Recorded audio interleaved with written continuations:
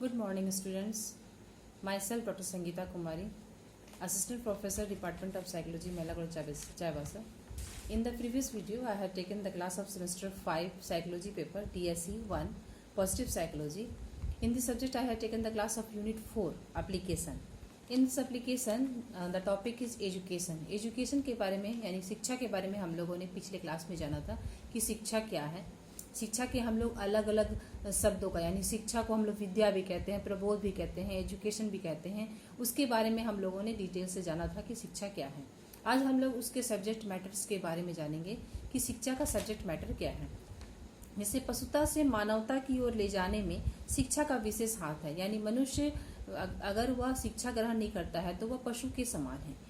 शिक्षा के बिना व्यक्ति पूरी तरह असहाय होता है, यानी उसमें सोचने समझने की, अच्छे बुरे की सोचने समझने की शक्ति उसमें नहीं होती है। शिक्षा के द्वारा उसके भीतर के विभिन्न दोष दूर जाते हैं, यानी शिक्षा के द्वारा उसमें जो भीतर जो कमियां होती है वो उसे दूर कर देता है। इस पर जॉन डेवी ने कहा है कि शिक्षा का कार्य असहाय प्राणी के विकास में सहायता है, जिससे वह सुखी, आदर्श और कुशल मानव बन सके। यानी शिक्षा के बिना वह मनुष्य जो है वो असहाय होता है, यानी उसे कुछ करने की शक्ति तो उसमें होती है, लेकिन उसे किस ढंग से किया जाए इसकी जानकारी उसे नहीं होती है, जो उसे शिक्षा ही दिलाती है और उसे एक समाज में एक आदर्श व्यक्ति के रूप में भी खड़ा करती है। इस पर जॉन डेवी ने और कहा है कि education must begins with a psychological insight into the child capacities, interest and habits, but they have meaning significance only when we can translate them into their social equivalent. It means इन व्यक्तिगत प्रवृत्तियों, इच्छाओं और रुचियों आदि का तभी महत्व है जब वे समाज हित में हो। यानी शिक्षा ग्रहण करते हैं अगर कोई बच्चे, तो वह ऐसा शिक्षा ग्रहण करना चाहिए जो समाज के हित में हो, ना कि समाज के हित में ना हो, अहित न कर दे। इसलिए उन्हें ऐसी शिक्षा दी जाए जिससे समाज आगे की ओर बढ़े, उसका बुरा ना हो। जैसे कि आजकल शिक्षा में बालक का महत्व बहुत बढ़ गया है। इस तथ्य को भी स्वीकार किया गया है कि बालक शिक्षा का जो केंद्र है बालक है। छोटे बच्चे से उसे शिक्षा, ऐसी शिक्षा दी जाए जो एक समाज में अपना आप को एक खड़ा कर सके, एक अस्तित्व बना सके।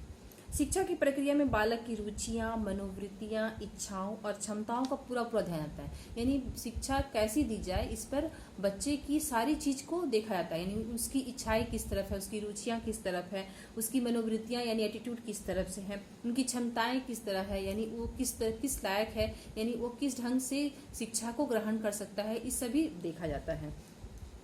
और बालक की यह रुचि प्रवृत्तियां समाज के हित में हो, और मतलब जो भी चीज सिखाया जाए वह समाज के हित में हो, वह समाज का अहित ना करे। पहले बालकों को एक जैसी शिक्षा दी जाती थी, यानी पहले के जमाने में बालकों को एक जैसी शिक्षा दी जाती थी, परंतु सभी जानते हैं कि सभी बालकों को की एक क्षमता नहीं होती, सबकी अलग अलग होती है। लेकिन उनके आयु में अंतर होता है, क्षमताओं में अंतर होता है, रुचियों और योग्यताओं में भी अंतर होता है, उनकी सीमाओं में भी अंतर होता है। लेकिन आज जो शिक्षा दी जाती है इसको इसमें ध्यान में रखा जाता है। यानी छोटे बच्चों को खेलने का बहुत ज्यादा शौक होता है, वे खेलना ही चाहते हैं, इसलिए शिक्षा को खेल के माध्यम से ही उसे सिखाई जाती है। बड़े बच्चों को जो उनका सीखने का ढंग होता है, उनका सामाजिक दायरा जो होता है वो सामाजिक कार्यों पर उनकी रुचि ज्यादा होती है। यानी अगर किशोर बच्चों को देखा जाए तो उन्हें सामाजिक कार्यों में ज्यादा रुचि होती है, तो उन्हें उनकी शिक्षा जो होती है सामाजिकता के आधार पर ही उन्हें शिक्षा दी जाती है। विद्यालय में जो शिक्षा दी जाती है वह बालक को ध्यान में रखकर दी जाती है, यानी उनका उम्र, रुचियां, उनकी क्षमताएं और उनकी सीमाओं को ध्यान में रखकर ही पाठ्यक्रम या पठन पाठन का कार्यक्रम कराया जाता है। यानी बच्चे जिस ढंग के हैं उसी के अनुसार से उसका पाठ्यक्रम तैयार की जाती है। प्रत्येक बच्चे की मूल प्रवृत्ति यानी इंस्टिंक्ट्स जो होते हैं वे अलग अलग होते हैं। पहले इन चीजों पर ध्यान नहीं दिया जाता था, लेकिन आजकल शिक्षा में इस चीजों को ध्यान दिया जाने लगा है और बच्चों की मूल प्रवृत्तियों को देखकर उसी के अनुसार से उसे शिक्षा दी जाती है, ताकि वह शिक्षा को सही ढंग से जान सके, सीख सके और अपने आगे बढ़ सके और आप समाज में एक स्थान प्राप्त कर सके। इस तरह से हमारे जीवन में शिक्षा का जो महत्व है बहुत ही है। उसके संबंध में निम्नलिखित बातें कही जा सकती है, जिसे हम लोग पॉइंट्स में अगर देखा जाए देखेंगे आगे कि किन किन बातों का जो महत्व पड़ता है हमारी शिक्षा का हमारे जीवन में। जिसमें पहला है, मनुष्य एक सामाजिक प्राणी है, क्योंकि हम जानते हैं हम लोग समाज के बिना हम लोगों का कोई अस्तित्व ही नहीं है। मनुष्य एक सामाजिक प्राणी है। शिक्षा मानव को इस योग्य बनाती है कि वे समाज के साथ में सामंजस्य स्थापित कर सके। मतलब शिक्षा के द्वारा समाज के प्रति हर व्यक्ति का जो एक सामंजस्य स्थापित करना होता है वह शिक्षा उसे दिलाती है। दूसरा है मानव में प्रेम, जिज्ञासा, तर्क, कल्पना आदि कई जन्मजात नैसर्गिक शक्तियां होती है जिनका विकास शिक्षा द्वारा होता है। यानी सभी व्यक्तियों में अपनी अपनी कुछ नैसर्गिक गुण होते हैं जो उन्हें शिक्षा के द्वारा से प्राप्त होते हैं और वह इस चीज को सीखता है कि जिसकी अपनी जो गुण है वह अपनी क्षमताओं के अनुसार से उस चीज को सीखता है और अपने गुणों को जानता है कि उसका ध्यान किस तरफ है या उसकी इच्छा मनोकामना किस तरफ है, वह किस चीज को अपने आगे लेकर जाना चाहता है। इसके बाद तीसरा है कि शिक्षा द्वारा मानव के व्यक्तित्व का विकास होता है और वह समाज का एक उत्तरदायी सदस्य बनता है। यानी शिक्षा के द्वारा ही वह अपनी पर्सनैलिटी या अपने व्यक्तित्व को निखारता है और समाज का एक जिम्मेदार नागरिक या देश का एक जिम्मेदार नागरिक बनता है। व्यक्ति 4th नंबर है, व्यक्ति शिक्षा के माध्यम से प्राप्त अनुभवों का विभिन्न परिस्थितियों में प्रयोग करना सीख जाता है। यानी शिक्षा के द्वारा जैसी उसकी परिस्थितियां आती है जीवन में उसके अनुसार से अपने को ढालने सीख जाता है और अपनी कठिनाइयों को अपने ही ढंग से उसे सॉल्व करना सीख जाता है। 5वां है, प्रत्येक बालक में कुछ मूल प्रवृत्तियां जन्म से ही होती है। इनमें से कुछ मूल प्रवृत्तियां लाभप्रद होती है, कुछ हानिप्रद होती है। शिक्षा द्वारा हानिकारक प्रवृत्तियों को नियंत्रित किया जाता है, उसका शोधन करके व्यक्तित्व को अच्छे मार्ग पर लगाया जाता है। यानी बच्चे की हर बच्चे का अलग अलग मूल प्रवृत्तियां होती हैं, कुछ अच्छे भी होते हैं कुछ बुरे भी होते हैं। तो शिक्षा उन्हें सोचने समझने की शिक्षा शक्ति प्रदान करता है, वह अपना अच्छा बुरा समझ पाता है और उसके अनुसार से वह गलत चीजों को छोड़ देता है और अच्छी चीजों को अपनाता है और जिम्मेदार नागरिक बनता है।